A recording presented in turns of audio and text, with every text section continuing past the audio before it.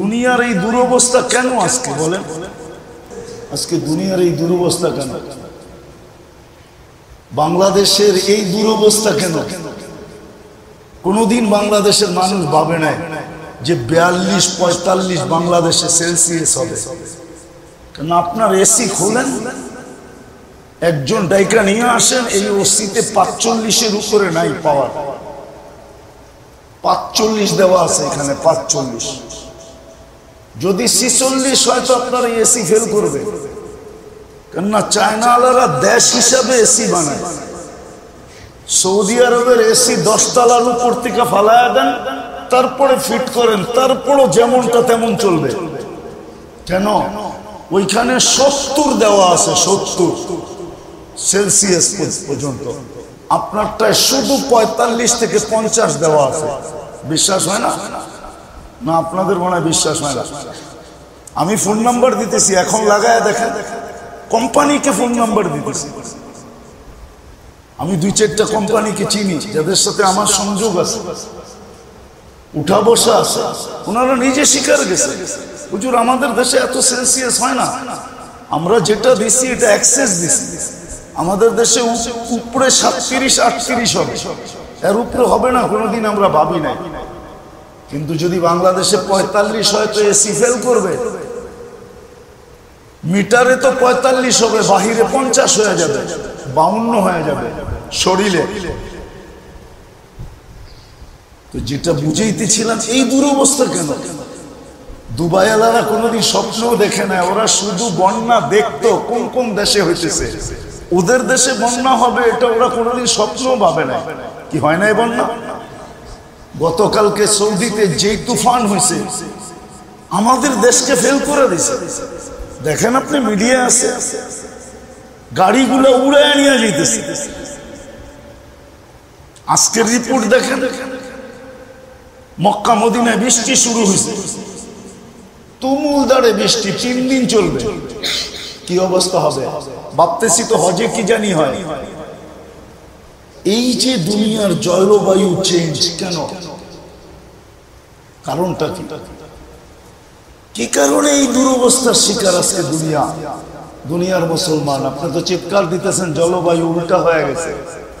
আসলে না, সত্য এটাই।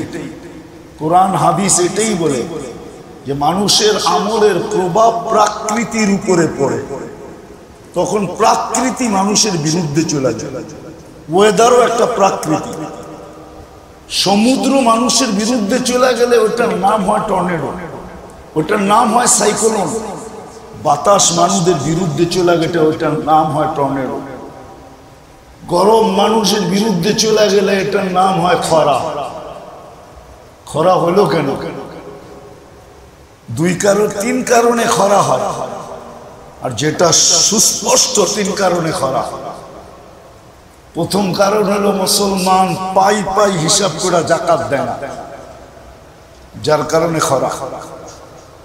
পাই পাই হিসাব করে কেউ যাকাত দেয় না। পাই পাই হিসাব করে যদি যাকাত দেওয়ার মতো দিত, তাহলে মুসলিম সমাজে কোনো গরিব থাকতো না, বরং 4-5টা দেশের যাকাত দিয়ে সারা মুসলিম দেশ ধনী হয়ে যেত। কি বলেন? নাম বলবো নাম বলবো না, ইঙ্গিতে বোঝেন। 4-5টা দেশ যদি হিসাব করে যাকাত দিত আর মুসলমানদেরকে দিত, ঠিক মতে দিত, সারা দুনিয়ার মুসলমান ধনী হয়ে যেত। যাকাত কেউ হিসাব করে দেয়। বেহায়াই যতটুকু বাড়ছে ফ্যাশনের রূপ দিয়া মুসলিম সমাজে, এটা তো বলা বাহুল্য, ঠিক না? এটাই তো ট্রেডিশন, ঠিক না? এটাই তো সভ্যতা। কি বলেন? বেহায়াই যতটুকু বাড়ছে, বেহায়াই যতটুকু বাড়ছে। আর তৃতীয় হইল, আল্লাহ যতটুকুই সুযোগ দেখ মুসলমানকে, কেউ আল্লাহর সুযোগ গ্রহণ করতে রাজি না। একটা উদাহরণ দিই, রমজান 1 মাস 70 মাস ছিল। একদিনের ইবাদত 70 দিনের ইবাদত, 70 গুণ ফরজ বেড়া যায়। তাহলে এক মাসে 70 মাসের ফরজ আদায় করা যেত। বলেন কয় পার্সেন্ট মুসলমান নামাজ পড়ছে? বলেন বলেন না, আপনারা চুপ আছেন কেন? বলেন, ইমাম সাহেব বলুক কয় পার্সেন্ট? 30% মুসলমান নামাজ পড়ছে, 70% পড়ে। এত বড় সুযোগ দিলেন, এক মাস পরেই যদি ঘরে বসে থাকতো, তারপরে তো আজকে আল্লাহকে বলতে পারতো যে আমাদের তো 70 মাস পড়া আছে, আপনি আমাদেরকে গরম দিলেন তো দিলেন কি করে? আমরা তো 70 মাস পড়া রাখছি, 1 বছর বাদেই দেন, তারপরে তো আমাদের থেকে যাবে। আবার রমজান আসলে 70 মাস পড়া রাখতো। আল্লাহর কোন সুযোগ মুসলমান ব্যবহার করতেছে না, বরং সমস্ত সুযোগকে বৃদ্ধা আঙ্গুল দেখাইতেছে। তাইলে কতদিন এই মেলাকে আপনি ভাবতেছেন আপনার সংসার চালাইতে একটা বাজেট লাগে, দেশ চালাইতে একটা বাজেট লাগে, আল্লাহর কি জগৎ চালাইতে বাজেট লাগে না? না বাজেট ছাড়া চলে? নাইলে এই হাদিস কেন আসতো, কসামার রিস্ক ফালা ইয়ানসা মিন খালকিহি আহাদ? তাহলে ইমামরা কেন বলতো শবে বরাতের দিন বাজেট হয়? আচ্ছা ওই দিন বাদেই দিলাম, লাইলাতুল কদরে তো হয়ই হয়, এটাতে তো কারো দ্বিমত নাই। আল্লাহ সারা বৎসরের বাজেট করেন, তাহলে আল্লাহর এই বাজেট কতদিন চালাবে? মুসলমান বৃদ্ধা আঙ্গুল দেখাবে আর আল্লাহ বাজেট দিবে? আপনার কি ধারণা? কোন ব্যক্তি যদি ইমাম সাহেবের সালাম ফিরানের আগ মুহূর্ত শরীক হইল, তাহলে সেও কি পুরা জামাতের সওয়াব পাবে? না কি বলে ওলামায়ে কেরাম, কি বলে? অবশ্যই পাবে। এখনো ইমাম সালাম ফিরান নাই, সে পুরা জামাতের সওয়াব পাবে। হ্যাঁ সত্য এটাই। আমাদের এই অনুষ্ঠানটা করার উদ্দেশ্য এটাই যে ছেলেরা তো সারা বৎসর এক নাগাড়ে পড়বে, কোরআন হাদিসের সাথে এদের সম্পর্ক থাকবে, কিন্তু মহল্লাবাসী আর সাধারণ মানুষের জন্য তো এরকম সময় দিয়া এদের সাথে দর্শে বসার কোনো সুযোগ নাই, ঠিক না? এই জন্যই মাদ্রাসার পক্ষ থেকে 2টা অনুষ্ঠান করা হয়। একটা এই মুহূর্তে যে অনুষ্ঠানটা হইতেছে এটার জন্য, আর একটা পাত্রী প্রদান অনুষ্ঠান হিসাবে হবে। আর 2টার ভিতরই মহল্লাবাসীকে, মুসলমানদেরকে ইনভাইট করা হয়। এই জন্য যেন আমি শুরুতেও এটার সাথে সংযুক্ত হইতে পারি, কেননা এটার চেয়ে বড় খায়ের আর কিছু নাই। দেখেন একটা কথা বুঝলে হয়তো বোঝা যাবে, নামাজের সময় কিন্তু নির্ধারিত, ঠিক না? না নির্ধারিত না? কার পক্ষ থেকে? আল্লাহর পক্ষ থেকে নামাজের সময় নির্ধারিত। কিন্তু মুয়াজ্জিন আযান কেন দেয়? কেন নামাজের চেয়ে বড় কোনো খায়ের নাই, মঙ্গল নাই। মানুষ কাজে কামে হতে পারে তার ভিতরে অনীহা আসতেই পারে, বা তার সে ভুলা যাইতেই পারে, স্মরণ না থাকতেই পারে। এই জন্য আল্লাহ মুয়াজ্জিনকে নির্ধারণ করছেন যেন প্রত্যেক ব্যক্তি নামাজের মতো খায়েরের সাথে নিজেকে সংযুক্ত করতে পারে। এই জন্য কিন্তু আযান এটা নামাজের সময় নির্ধারিত। কোরআন সাফ বলতেছে নামাজের সময় নির্ধারিত, কখন কোন নামাজ পড়বে এটা বিলকুল নির্ধারিত। কিন্তু আল্লাহর এটা ইহসান যে আল্লাহ খায়েরের উপরে দায়ী রেখা দিয়েছেন, দায়ী আহ্বানকারী রেখা দিয়েছেন। এই জন্যই কিন্তু নবীরা আহ্বান করে আইসা খায়েরের উপরে আহ্বান করে। ওলামায়ে কেরাম খায়েরের কথা আপনাদের সামনে তুলে ধরে, কেননা এটা আল্লাহর নির্দেশ। তো যেটা আমি বুঝাইতেছিলাম, যে একটা কথা মনে আসলো, যে মহল্লাবাসী এই কথা ভাবতে পারে যে এই দুই বেলা আমাদেরকে কেন ডাকা হয়। আমিও বলি কেন ডাকা হয়, ওটাই বলতে চাইতেছিলাম, যে আমরা এটা মাদ্রাসার আঙ্গিনায়ও করে নিতে পারতাম, এটা আমরা মাদ্রাসার কামরায়ও করে নিতে পারতাম। কিন্তু ওই যে নামাজের মেসাল দিয়া বুঝাইলাম, কেউ যদি ইমাম সাহেবের সালামের পূর্বেও নামাজে ঢুকে গেল 1 মিনিট আগেও, তো সে জামাত পাইল না পাইল না, এটা তো সত্য। আর যে শুরুতে আসলো সেও পাইল। আমাদের ছেলেরা তো সারা বৎসর এটার ভিতরে থাকবে, কিন্তু আম জনসাধারণ এই খায়রের থেকে বঞ্চিত না হয়, এত বড় মঙ্গল থেকে কিছু জিনিস আছে পরিবেশ ছাড়া বোঝানো যায় না। আমি যেটা বলতেছি খায়ের, এটা হয়তো আমি আজকে বুঝাইতে পারবো না, কিছু কথা বলতে পারবো, কিন্তু যেইভাবে বুঝানোর দিলে গাইথা দেওয়া এইভাবে পারবো না, প্র্যাকটিক্যালি বুঝানো যাবে না। কিন্তু একদিন বুঝে আসবে যে এই যে আমি মনের আগ্রহ নিয়ে সংযুক্ত হইলাম, দর্শের শুরুতে, হাদিসের প্রথম সবকে, মাদ্রাসার প্রথম সবকে, এই যে আমি অল্প সময়ের জন্য নিজেকে সংযুক্ত করলাম, আমারও কিন্তু একটা অংশ এখানে বসে গেল। আবার যখন শেষে বসবো, আবার এসে সংযুক্ত হব, আবার আমার একটা অংশ বসে যাবে। যেমন এরা সারা বৎসর পুরা পাবে, এরকম আমিও একটা অংশীদারিত্বের দাবি করতে পারবো। যেমন দেখেন, উদাহরণটা যদিও ঠিক হবে না কোরআন হাদিসের সাথে, কুরবানি ঈদের গরুর হাটে দালালের সংখ্যা কম থাকে না, ঠিক না? কিন্তু নিয়ম হলো গরুর পিঠে যদি একবার হাত দিল, তাহলে বিক্রির পরে মালিক তাকে 10 টাকা হলেও দিতে হবে। এটা হলো ব্রোকারি সিস্টেম, ঠিক না? আপনাদেরকে ডাকার উদ্দেশ্য এটাই, যে আপনারও এই খায়রের ভিতরে যেন একটু হাত লাগায়া নিজের একটা অংশ বসায় নিতে পারে।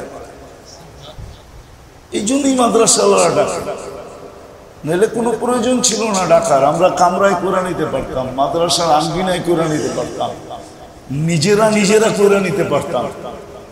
কিন্তু হবে একদিন, কিয়ামতের দিন যখন দেখা হবে, তো আপনারাও বলবেন এই সুযোগ থেকে আমাদেরকে আপনারা বঞ্চিত করলেন কেন? একটু আওয়াজ দিলেই তো আমরা এই সুযোগের সাথে সংযুক্ত, এই সুযোগের সদ্ব্যবহার করতে পারতাম, আমরাও এটার সাথে সংযুক্ত হইতে পারতাম। এই জন্যই আপনাদেরকে 2 বেলা কমসে কম ডাকা হয়, আবার মাঝে মাঝেও ডাকা হয়। মাদ্রাসাওয়ালারা মহল্লাবাসীকে বা সাধারণ মুসলমানকে মাঝে মাঝেই ডাকে, কিন্তু কেউ হয়তো বিরক্তি বোধ করে যে আমাদেরকে কেন ডাকে। আবার কেউ অন্যরকম উক্তি যুক্তিও করে যে হুজুরগো কোনো কাম নাই, খালি আমাদেরকে ডাকে আর চান্দা চায়। আসলে রব্বে কাবার কসম, সত্য এটাই। দেখেন একটা কথা, এটা মাইনা নেন, যদি অন্যভাবে নেন তাহলে আমার বলা উচিত হবে না। আমরা যতটুক পেটে পাথর বাঁধতে পারবো, এতটুক পেটে পাথর কেউ বাঁধতে পারবে না। প্রমাণ দিব, প্রমাণ দিব। এখন অটো চালাইলে পাওয়া যায় 30,000 টাকা মাসে, একটা ওস্তাদেরও বেতন 15,000 টাকার উপরে আছে কিনা আমার জানা নেই, অথচ অটো চালাইলে 30,000 কামানো যায়। সে কি 15,000-এ ছাড় দেয় না? কি আপনার যদি কামানোর সুযোগ থাকতো আপনি কি ছাড় দিতেন? বলেন। ভালো ভালো লোকদের তো আমরা দেখি এই সমাজে যে অফিস আদালতে সুযোগ আসলে ছাড় দেয় না, ইঙ্গিতে বললাম, আমরা যতটুকু পেটে পাথর বাঁধতে পারবো, এটা বুকে হাত দিয়ে বলতেছি, এতটুকু কেউ বাঁধতে পারবে না। যার কারণে মসজিদ মাদ্রাসা গুলা চলতেছে। নাহলে একজন ইমামের বেতন কয় টাকা বলেন? এতটুক বেতন তো আপনার যতটুক ইমাম পায় এতটুক তো আপনার চা নাস্তায় চলে যায়। বাকি সংসার চালানোর কথা তো বাদেই দিলাম, তারপরও তো এরা লেগে আছে। অন্যভাবে নিয়েন না, এটা সঠিকভাবে যদি বুঝেন তাহলে সহি বুঝ আসবে। আর নাইলে আপনিও উক্তি করবেন, যুক্তি করবেন, কটাক্ষ করবেন, কিন্তু সহিভাবে যদি বোঝেন তাহলে বুঝে আসবে। তো হুজুররা আসলে চান্দার জন্য আপনাদেরকে একত্রিত করে না, মাঝে মাঝে ডাকে না। আজ পর্যন্ত দিনী প্রতিষ্ঠান বন্ধ হয় নাই, বহুতবার হুমকি আসছে, ধমকি আসছে, সবাই বলছে কিচ্ছু দিব না। আল্লাহর যতদিন চালানের অতদিন আল্লাহ এগুলাকে চালাবে, এতে কোনো সন্দেহ নেই। কিভাবে চালাবে এটা আপনার আমি জানি না, কেননা ইনদাহু উম্মুল কিতাব, আসল বুঝ তো আল্লাহর কাছে, ওটাই লেখা আছে। শুধু আমরা আপনাদেরকে বারবার ডাকি, বৎসরে 2 বার তো ডাকি, মাঝে মধ্যেও ডাকি, শুধু সংযুক্ত করার জন্য, যেন কিয়ামতের দিন বলা যায় যে আমিও সংযুক্ত ছিলাম, আমিও সংযুক্ত ছিলাম। এরা তো সারা বৎসর পড়বে, ছুটি দিলে বাড়িতে যাবে, নাইলে যাবে না। কিন্তু আপনার আমার কাছে তো সুযোগ হবে না যে একদিন এসে হাদিসের দর্শে বসবো। আমরা দেখি ফজরের পরে কিন্তু আমি বারিন্দেই পড়াই, কখনো মাগরিবের পরেও পড়াই, কখনো জোহরের পরেও পড়াই। কিন্তু আমরা অন্য জায়গায় দেখছি, অন্য জায়গায় দেখছি, আমরা যখন দেওবন্দে ছিলাম তখন আমরা দেখছি, আমি যখন বাহিরে পড়াইতাম তখন দেখতাম ফোন আসতো, হুজুর সবক কখন বসবেন? কেন বাবা, আপনি তো ছাত্র না? হুজুর আমরা একটু বরকতের জন্য বসবো। কিন্তু আমি দেখি আমার মহল্লার কেউ ফজরের পরে বসে না, যে চলো আমি তো বুঝবো না, কমসে কম হাদিসের ধ্বনিটা তো কানে আসবে, আল্লাহর রসুলের হাদিসের ধ্বনি। দুনিয়ার এই দুরবস্থা কেন আজকে বলেন? কেন? আল্লাহ কি বুড়া হয়ে গেছে? নাউজুবিল্লাহ, আল্লাহ কি বুড়া হয়ে গেছে? আল্লাহর কি পাওয়ার লেস হয়ে গেছে? আল্লাহর বান্ড কি খালি হয়ে গেছে? আজকে দুনিয়ার এই দুরবস্থা কেন? বাংলাদেশের এই দুরবস্থা কেন? কোনদিন বাংলাদেশের মানুষ ভাবে নাই যে 42-45 বাংলাদেশে সেলসিয়াস হবে। কেন? আপনার এসি খোলেন, একজন ডাইকা নিয়ে আসেন, এই ওসিতে 45-এর উপরে নাই পাওয়ার, 45 দেওয়া আছে এখানে, 45। যদি 46 হয় তো আপনার এসি ফেল করবে। কেননা চায়নাওয়ালারা দেশ হিসাবে এসি বানায়, সৌদি আরবের এসি 10 তলার উপর থেকে ফালায়া দেন, তারপরে ফিট করেন, তারপরও যেমনটা তেমন চলবে। কেন? ওইখানে 70 দেওয়া আছে, 70 সেলসিয়াস পর্যন্ত। আপনারটায় শুধু 45 থেকে 50 দেওয়া আছে। বিশ্বাস হয় না? না আপনাদের মনে হয় বিশ্বাস হয় না? আমি ফোন নাম্বার দিতেছি, এখন লাগায় দেখেন, কোম্পানিকে ফোন নাম্বার দিতেছি। আমি 2-4টা কোম্পানিকে চিনি যাদের সাথে আমার সংযোগ আছে, উঠা বসা আছে, ওনারা নিজে স্বীকার গেছে, হুজুর আমাদের দেশে এত সেলসিয়াস হয় না, আমরা যেটা দিচ্ছি এটা এক্সেস দিচ্ছি, আমাদের দেশে উপরে 37-38 হবে, এর উপরে হবে না কোনোদিন, আমরা ভাবি নাই। কিন্তু যদি বাংলাদেশে 45 হয় তো এসি ফেল করবে।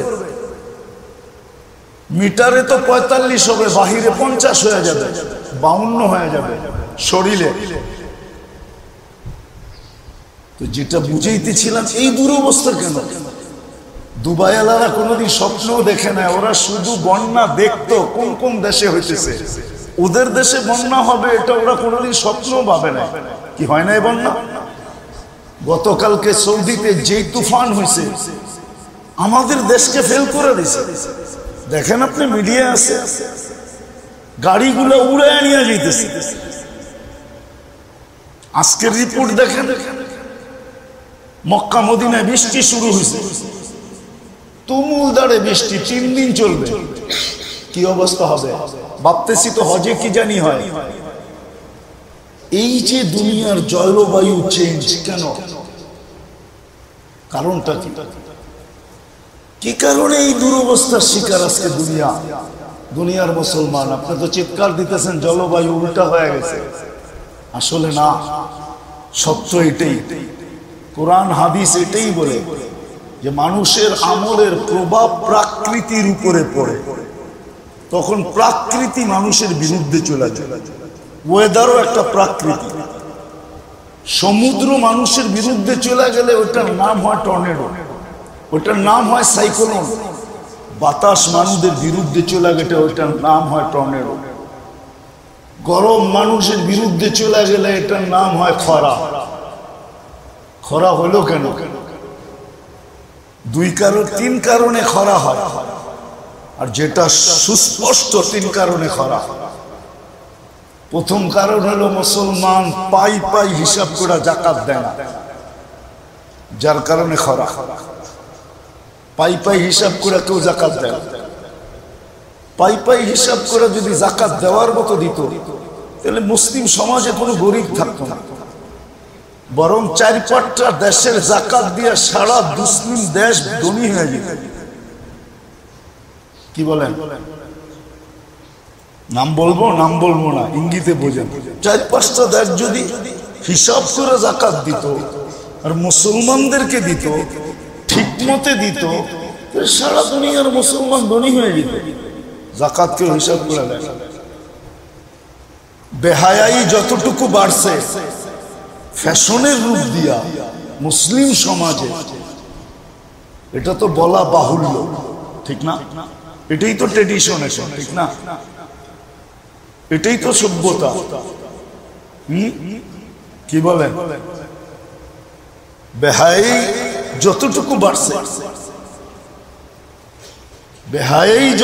বাড়ছে, আর তৃতীয় হইল আল্লাহ যতটুকুই সুযোগ দেখ মুসলমানকে, কেউ আল্লাহর সুযোগ গ্রহণ করতে রাজি না।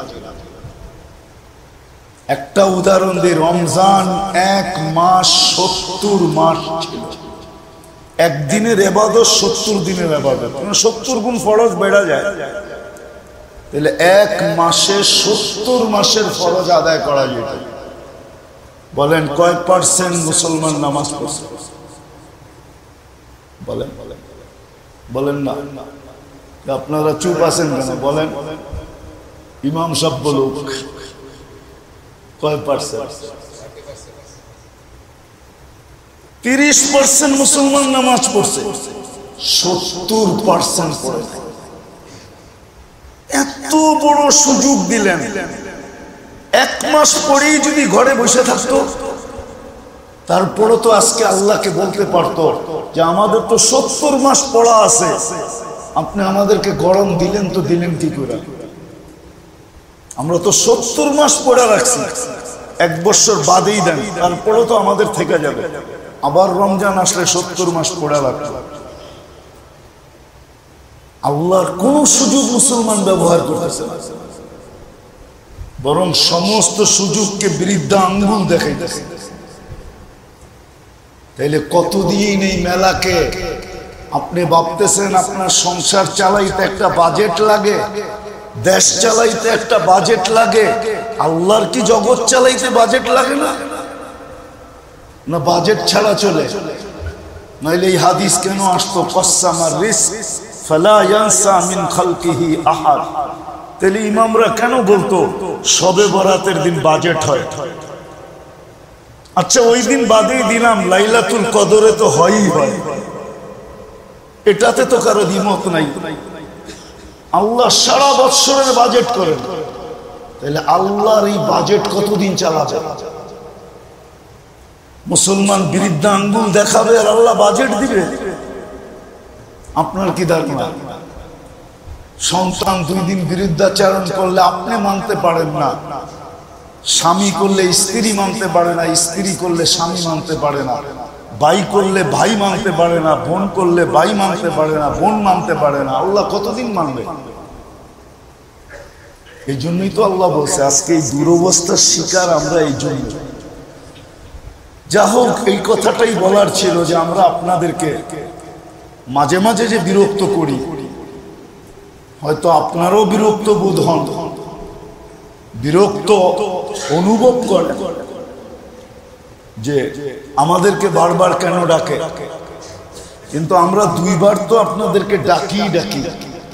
একবার হলো যখন ছাত্রদেরকে পাগড়ি দেওয়া হয়, এটা মনে করেন যে সালামের পূর্ব মুহূর্তে আইসা কেউ নামাজের জামাতে শরীক হল, তাকে যেরকম জামাতের ভিতরে গণ্য করা হবে, এটা হলো এরকম। আর যে শুরুতে আসলো আর শেষেও আসলো, সে এটা বলতে পারে আমি পুরাটার ভিতরেই সংযুক্ত আছি। তারে খায়েরের ভিতরে আল্লাহ আমাদেরকে এই সুযোগটা দিচ্ছেন, বিদায় এই সুযোগটা আমরা আমাদের ভিতরে সীমাবদ্ধ না রেখা।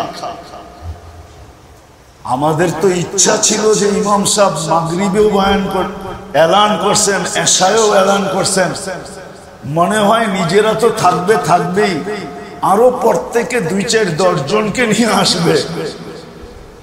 কিন্তু আসলে মনে হয় আমরা বুঝাইতে পারি না আপনাদেরকে। আশা করি আজকের থেকে বুঝে আসবে যে আমরা আপনাদেরকে ডাকার উদ্দেশ্যটা কি। বাকি যদি আপনি সহযোগিতার হাত বাড়াইতে পারেন, ওটা তো শোনায় সোহাগা, ওটা তো আপনার উপরে নির্ভর করে যে আপনি মাদ্রাসার এই সমস্ত মাদ্রাসার সাথে আপনি সহযোগিতা করবেন। ওটা আপনার ইচ্ছার উপরে নির্ভর। যে যত এই মাদ্রাসাগুলার কোরআনী খেদমতের সাথে যে যত সংযুক্ত হবে, ও তো আজকে বোঝানো যাবে না, বলা যাবে, কিন্তু সে তো কালকে বুঝবে যে কোরআন তার কতটুকু কাছে আসবে, কতটুকু পক্ষে আসবে, হাদিসে রসুল কতটুকু পক্ষে আসবে। আমার একটা কাহিনী মনে উঠছে, এই জন্য বলতেছি। লোকটা এখনো জীবিত আছে, কিন্তু একটু দূরে আছে, ইচ্ছা করলেই তাকে আনা যাবে না, আনতে গেলে একটু সময় লাগবে। আমাদের মাদ্রাসায়ও যেমন দফতরি আছে যে বেল্ট পেটায়, আবার আমাদের মাদ্রাসায় হিসাব রক্ষক একজন আছে, কেরানি। হেফজোখানা আমাদের এত বড় না, মক্তবে এত বড় না, যেখানে বড় ওইখানে হেফজোখানা মক্তবের জন্য আলাদা খাদেম থাকে।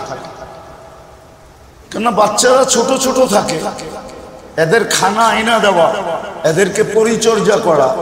তো এক মাদ্রাসায় খাদেম ছিল, আর খাদেমরা বেশিরভাগই একটু সাদা সিধা হয়, শিক্ষিত কম হয়, কেননা কম পয়সায় এদেরকে রাখা যায়। এক মাদ্রাসায় খাদেম ছিল এরকমই সাদা সিধা। তো হেফজোখানার ছেলেরা একটু চালাক বেশি হয়, দুষ্ট বলা চলে না। যদিও অন্যরা বলবে যে হেফজোখানার ছেলেরা দুষ্ট হয়, আমি বলবো দুষ্ট না, ওরা একটু চালাক বেশি হয়। দুষ্ট হইলে কোরআন সিনায় নিতে পারে না, ও চালাক, এই জন্য কোরআন সিনায় নিতে পারতেছে। অল্প বয়সে হাফেজ হইতেছে, ওরা বড় ট্যালেন্ট হয়, বড় চালাক হয়। তো ছেলেরা সাদা সিধা পায়াও খাদেমকে ডেলি বিরক্ত করত, আর ডাকতো কি গরু। সাদা সিধা মানুষ। একদিন বৃষ্টি ছিল, মাতবাগ থেকে যেখানে খানা পাক হয় এখান থেকে খানা আনতে হবে। তো ছেলেরা হাত করে তাকায় আছে আর চিৎকার দিতেছে, গরুটা কই গেল, এখনো খানা নিয়ে আসে না। তো বেচারায় বিরক্ত হইয়া বিছতে বিছতে খানা নিয়ে আসছে। তো ওকে দেখতে দেরি, ছাত্ররা চিৎকার দিতে দেরি করে না, এই যে গরুটা আসলো। তো বেচারার সাদা সিধা মানুষ চেতলে কিন্তু অনেক চেতে না, কিন্তু কখনো যদি চেতা যায় তাহলে কিন্তু অনেক চেতে। যেমন বোবা মানুষ চেতে না, আর যদি চেতা যায় তাহলে কিন্তু দড়ি ছিঁড়া গরুর মতো, ও কাউকে মানে না। তো খানা নামায় দিয়া মোহতামিম সাহেবকে বলতেছে আমি চাকরি করব না না না। বলছে কেন? বলছে ছেলেরা সব উল্টা পাল্টা, কিচ্ছু শিখান না, সারাদিন গরু বলে বৃষ্টির ভিতরে খানা নিয়ে আসলাম, তাও গরিব বলে আর কত সইব বলে চলে গেছে। রাত্রে 2টা-3টা বাজছে তো মোহতামিম সাহেবের দুয়ারে জানি কে, দরজায় কে খটখটাইতেছে। বেচারায় উল্টা খুলছে, দেখে দারোয়ান ওই খাদেন। তো বলছে এত রাত্রে? হুজুর এতদিন চাকরি না দেখা করছি, এখন চাকরি দেখা করব, আমি চাকরি করতে আসছি। তুমি না বললা চাকরি করব না? এতদিন তো শুই না, এখন দেখা। বলছে বলো দেখা কি? বলে আমি আজকে রাত্রে স্বপ্নে দেখতেছিলাম যে কিয়ামত কায়েম হয়ে গেছে, সবাই পলসেরাতের পাড়ে চলে গেছে, আমিও চলে গেছি, কিন্তু পলসেরাতের অবস্থা দেখা আমি কোনো মতেই পা দিতে সাহস পেতেছিলাম, কিন্তু পিছনে দেখলাম হই হুল্লার চলতেছে, হই হুল্লোর চলতেছে। তাকায় দেখলাম আমাদের হেফজুখানা মক্তবের ছাত্রগুলা, আর ওরা যখন পলসেরাতের কাছে আসলো তো পলসেরাতটা বিশাল বড় হাইওয়ে হয়ে গেল। তো ওরা চিৎকার দিতে দিতে উঠলো, হই হুল্লোড় করতে করতে পলসেরাতে উঠলো, পার হইতেছে। পিছনে একটা ছিল, ওর দৃষ্টি পড়ছে আমার উপরে, তো চিৎকার দিয়া বলছে আরে তোরা কই যাস, আমাগো গরুটা তো দাঁড়ায় আছে, গরুটাকে নিয়ে যাবি না? তো সব ফিরে আসছে, আয়সা বলতেছে গরুটাকে এইভাবে পার করানো যাবে না, কেউ হাতে ধরো, কেউ পায়ে ধরো, আমরা আরে চ্যাঙ্গুলা করে পার করায় দিন। চ্যাঙ্গুলা বুঝেন? উপরে উঠায়া সবাই দৈরা পার করায় দিন। হুজুর আমার ঘুম ভেঙে গেছে, আমি চাকরি করব, গরু বলুক আর যাইব। সত্য এটাই। এদের সাথে সংযুক্ত হওয়া আজকে যদিও আমরা বুঝাইতে পারতেছি না, কিন্তু একদিন ইনশাআল্লাহ বুঝে আসবে। যদি সংযুক্ত হওয়া এত বড় না হইতো তাহলে আল্লাহ রাসূল সাল্লাল্লাহু আলাইহি ওয়াসাল্লাম বা আল্লাহ এত বড় সুসংবাদ এই খায়েরের ব্যাপারে দিতেন না না না। এই জন্যই মেরে দোস্ত আপনাদেরকে আমরা বারবার সংযুক্ত করতে চাই, মহল্লাবাসীকে বিশেষ করে, যেন কিয়ামতের দিন না বলতে পারে যে বড় সুযোগ তো ছিল, আপনারা আমাদেরকে সংযুক্ত করতে পারতেন, একটু উদ্বুদ্ধ করলেই তো আমরা সংযুক্ত হইতাম। কিন্তু আফসোস আপনারা এতই কৃপণ ছিলেন যে আমাদেরকে একটু সংযুক্ত করলেন না, এতই নিষ্ঠুর ছিলেন, নির্দয় ছিলেন, আমাদের দিকে তাকাইলেন না, আমাদেরকে একটু সংযুক্ত করলেন না। এই জন্যই মেরে দোস্ত আমরা আপনাদেরকে বৎসরে কমসে কম 2 বার তো সংযুক্ত করতেই চাই। কিন্তু আমি বলবো যদি মাঝে মাঝে মাদ্রাসার পক্ষ থেকে, মসজিদের পক্ষ থেকে, আপনাদেরকে কমিটির পক্ষ থেকে, মাদ্রাসার শিক্ষকদের, মোহতামিম সাহেবের পক্ষ থেকে আপনাদেরকে ডাকা হয়, তাহলে কমসে কম নিজেকে সংযুক্ত করার জন্য হলো একটু আশা। না কোন জিনিস কাজে লেগে যাবে আমরা জানি না। কিয়ামতের দিন দেখা যাবে বড় আমল পিছে পড়া যাবে, ক্ষুদ্র আমল দিয়ে পার হয়ে যাবে। বড় আমল গ্রান্টেড হয় না, আল্লাহর কাছে কবুল হয় না, কিন্তু ছোট একটা কবুল হয়েছে, ওটা দিয়ে পার হয়ে চলে যাবে। আর এই উম্মত এইভাবেই যাবে, আলহামদুলিল্লাহ এই উম্মত এইভাবেই যাবে। আস্তে যে গরম সইতেছি আমরা, হ্যাঁ যদি আমরা সওয়াবের আশা রাখি যেন আল্লাহ গরম দিতেছেন, এটার সওয়াবও আমাদেরকে দিবে, তাহলে আসলে এই ঘামও আমাদের তোলা হবে। আজকে যে ঘাম ঝরতেছে অধিকাংশ, 2 দিন আগে মনে হয় মসজিদে কারেন্ট ছিল সারা রাত্র, যদিও আমার ঘরে কারেন্ট ছিল, যে জানি আমাকে বলছিল যে হুজুর কারেন্ট নাই, আমি সারা রাত্র একবার ভিতরে গেছি, একবার বারিন্দায় আসছি। জিজ্ঞাসা করেন, আমি একটু পর পর ফোন করে জিজ্ঞাসা করছি কি হইলো, কারেন্টের কোনো ব্যবস্থা হইলো কিনা। আমাকে বলতেছিল যে না, ছেলেরা সব বাহিরে বারিন্দায় দাঁড়ায় আছে, উস্তাদরা সব বারিন্দায় হাঁটাহাঁটি করতেছে। এই যে ঘাম ঝরা, এটার কি আপনি মনে করেন কোনো বিনিময় নেই? কোনো বিনিময় নেই? অবশ্যই এর বিনিময় আছে। আজকে যে অবস্থা, ব্যবসা গরম। আজকে দুপুরেই আমি আসছি সৈয়দপুর থেকে। আমাদের এখানে তো গরম, সৈয়দপুরে তো গরম নাই।